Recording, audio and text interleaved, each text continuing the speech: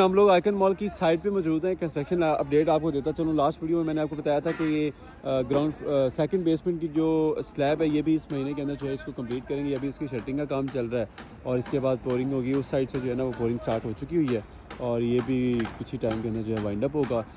Because CEO of icon mall and tower इन्होंने इस mall को जो है विद इन 6 मंथ जो है ना इसको ऑपरेशन करने जा रहे हैं ये लोग, और जो कि लोकेटेड है बैरिया इंटरचेंज के बिल्कुल ऊपर पाइस नाल का यह प्रोजेक्ट है।